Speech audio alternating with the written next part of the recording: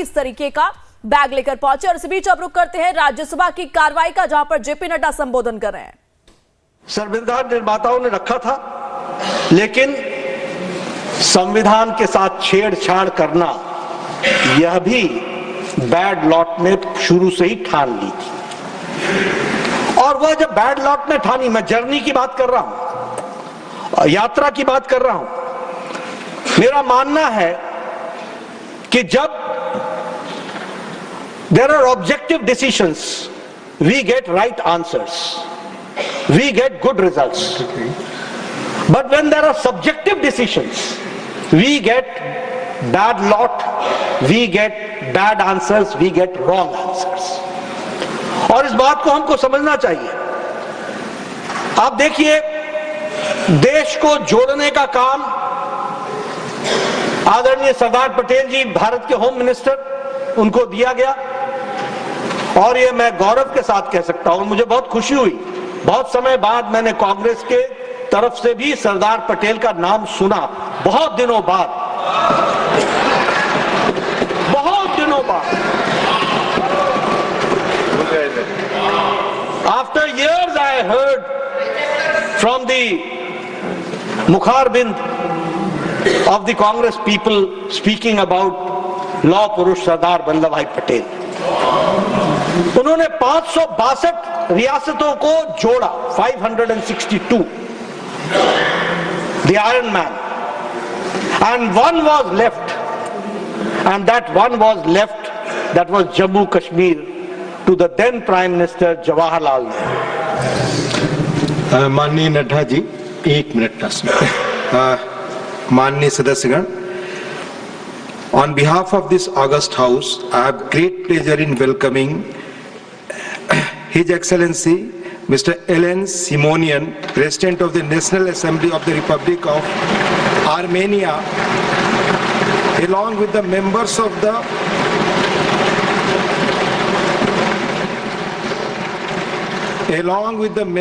the parliamentary delegation who are on a visit to India as our honored guest.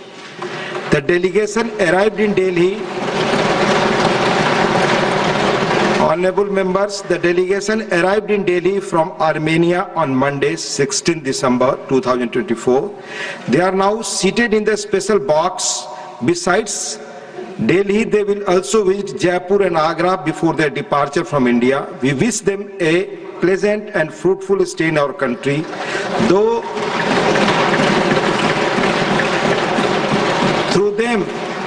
Through them we convey our greetings and best wishes to the members of the Parliament of Armenia, the government and the friendly people of Armenia. Honorable Nड्डा ji, please.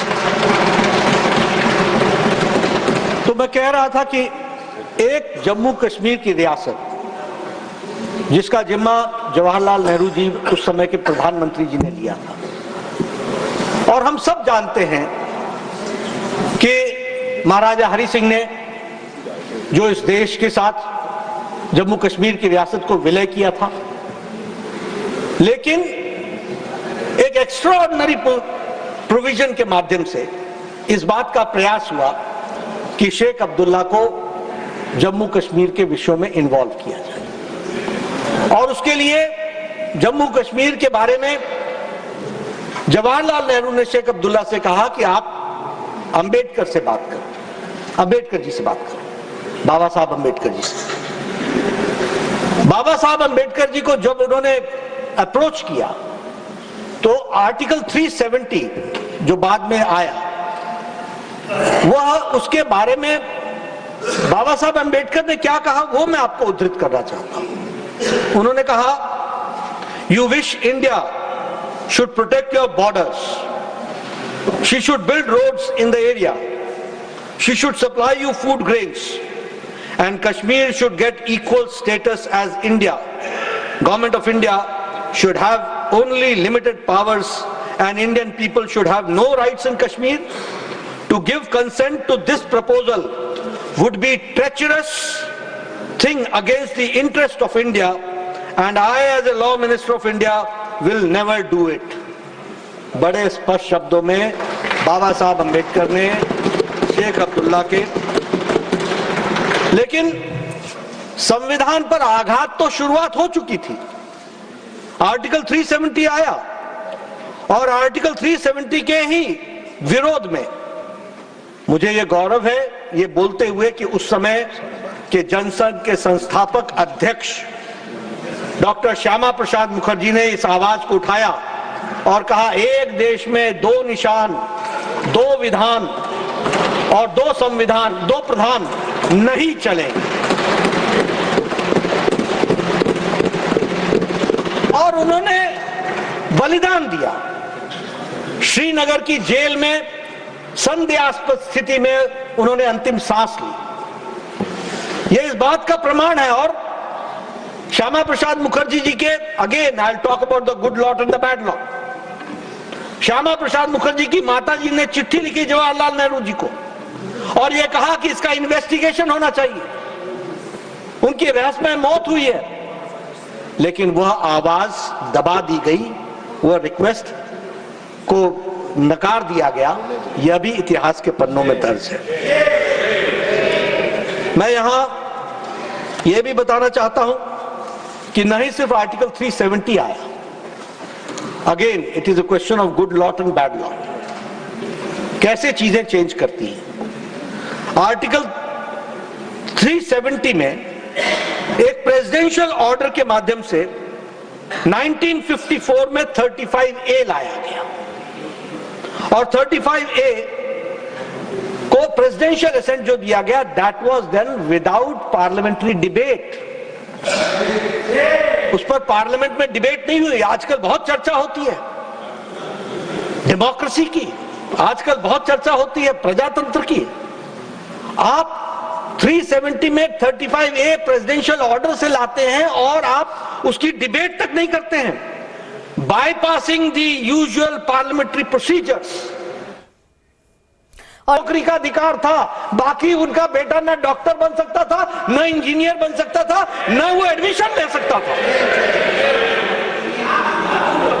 आप देखिए कि कानून को की धज्जियां इस आजाद भारत में, अगर हम ग्लोरियस जर्नी ऑफ 75 इयर्स की चर्चा कर रहे हैं तो ये बातें सामने आनी चाहिए कि सफाई कर्मचारी का बेटा सफाई कर्मचारी बन सकता है। He will not get admission in engineering college. He will not get admission in in medical institutions, and he will not get any reservation for any services in Jammu Kashmir. यह स्थिति ला करके खड़ी की। मैं धन्यवादी हूं इस पार्लियामेंट का।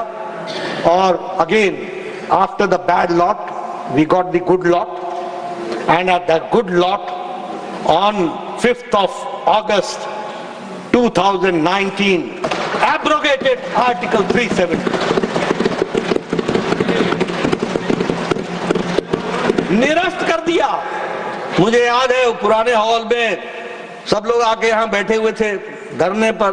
इतिहास इस बात का गवाह है कि आप किस कानून के लिए धरना दे रहे थे, किस कानून का विरोध कर रहे थे, किस लिए विरोध कर रहे थे। आज आदरणीय प्रधानमंत्री जी को मैं बहुत बहुत सिर से बधाई देता हूं कि उनके सूझबूझ के कारण आज जम्मू कश्मीर भारत का अभिन्न अंग बन गया, पार्ट एंड पार्सल बन गया। यह हमको ध्यान रखना। अभी कल हमारे आदरणीय खड़गे जी अब कहते हैं कि हम इमरजेंसी की चर्चा करते हैं। भाई आपने 25 साल में ये तोहफा दिया संविधान में, 25 साल का पहला तोहफा आपकी तरफ से आया, हम चर्चा क्यों ना करें।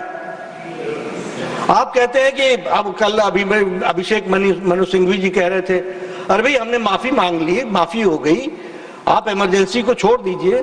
हम कैसे मान लें? अभी इमरजेंसी को आए हुए 50 साल अगले साल हो जाएगा। 25 तारीख को लोकतंत्र विरोधी दिवस मनाएंगे। इंडियन नेशनल कांग्रेस भी इसमें शामिल हो, इस बात का हम आह्वान करते हैं।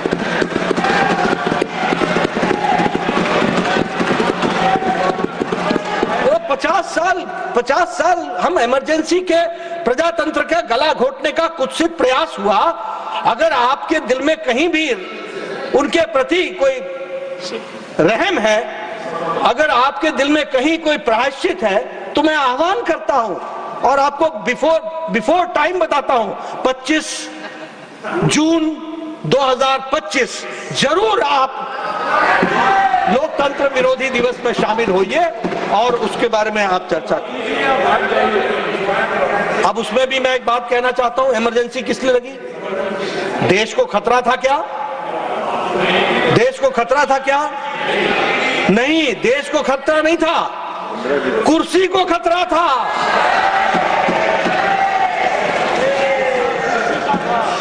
किस्सा कुर्सी का था, कुर्सी को खतरा था और इसके चलते सारा देश अंधकार में डाल दिया गया। और 25 जून 1975 को प्रेसिडेंशियल असेंट के द्वारा आर्टिकल 352 ऑफ द कॉन्स्टिट्यूशन में इंटरनल डिस्टर्बेंस बताते हुए फंडामेंटल राइट्स को 19 और 21 आर्टिकल को निलंबित कर दिया गया और उसमें लगभग 1 लाख से ज्यादा लोग नीसा और डीआईआर में बंदी हुए 22 महीने के लिए, 1 लाख से ज्यादा। और मुझे यह गौरव के साथ कहना होता कि उस समय के जनसंघ और उस समय के आरएसएस के लोग, उसमें कम से कम 75,000 से ज्यादा हमारे लोग थे जो जिनको बंदी बनाया। प्रजातंत्र की रक्षा के लिए हम सब लोगों ने अपने आप को आत्मसात करते हुए, और मैं यहां यह भी बताना चाहता हूं कि जहां 1 लाख से ज्यादा लोगों को मीसा और डीआईआर में बंद किया गया। अब देखिए, ये जर्नी में बातें आती हैं तो ध्यान में रहती है। मनोज जी बैठे हैं, हमारी मीसा भारती जी पहले सदस्य रही हैं यहाँ की, आजकल लोकसभा की सदस्य हैं। आप लोगों को मालूम नहीं होगा उनका नाम मीसा क्यों पड़ा।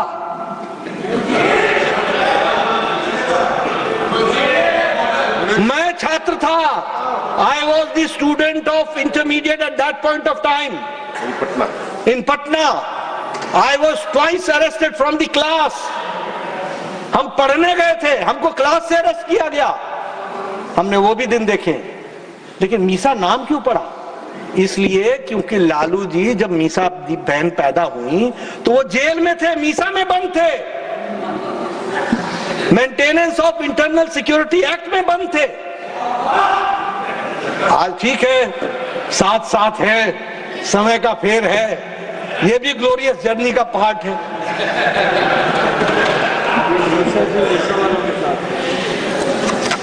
मैं यहां एक बात और कहना चाहता हूं। आजकल इस बात की भी बड़ी चर्चा होती है कि मीडिया का गला घोटा जा रहा है। कल गोदी मीडिया कह दिया गया, कल और कुछ कह दिया गया। अरे आपको मालूम नहीं है मीडिया का तपस्या? आप जरा 1975 के इंडियन एक्सप्रेस और स्टेट्समैन के आप एडिटोरियल्स निकाल करके देखिए, ब्लैंक है, ब्लैंक। और वो डट के खड़े रहे। आज हम भूल नहीं सकते स्वर्गीय रामनाथ गोयनका जी को, जिन्होंने इंदिरा गांधी जी को कहा था कि लोटा लेकर के आया था, लोटा लेकर के चला जाऊंगा, प्रजातंत्र की रक्षा के लिए अपना जीवन सर्वस्व करते।